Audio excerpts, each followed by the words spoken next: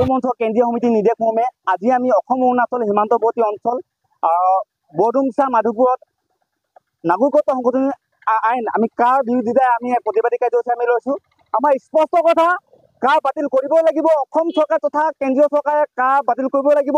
ইতিমধ্যে 1971 চনৰ 31 মাৰ্চলৈকে অসমে বিদেশী বুজা গ্ৰহণ কৰিছে আৰু এতিয়াৰ পৰা কিন্তু আৰু বিদেশী বুজা গ্ৰহণ নকৰে। একদম স্পষ্ট কথা।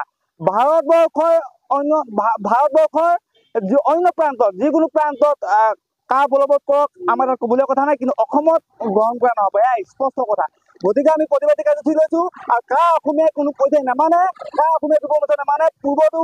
পূৰ্বতো অসমীয়া যুৱ মঞ্চত দাবী জনাই আহিছোঁ যে প্ৰতিবাদ কৰি আহিছোঁ, কাৰ আমি কোনো পৰ্যায়ে নামানো, অসমীয়াই নামানে। একদম স্পষ্ট কথাই আজি আমি প্ৰতিবাদী কাৰ্যসূচী লৈছোঁ আৰু এটা কথা স্পষ্ট কৰিব লাগিব, যদি ইয়াতকৈ ভয়াৱহ ৰূপত কিন্তু কাৰ্যসূচী আমি ল'বলৈ আমি বাধ্য হ'ম। সেইকাৰণে আমি দাবী জনাব বিচাৰিছোঁ অতি শীঘ্ৰে কাৰ বাতিল কৰিব লাগিব। সম্পূৰ্ণৰূপে নাগৰিকত্ব সংশোধনী আইন কাৰ বাতিল কৰিবলৈ আমি অসমীয়া যুৱ মঞ্চৰ পৰা আমি দাবী উত্থাপন কৰিছোঁ। B+NE সদায় সঠিকৰ সন্ধানত।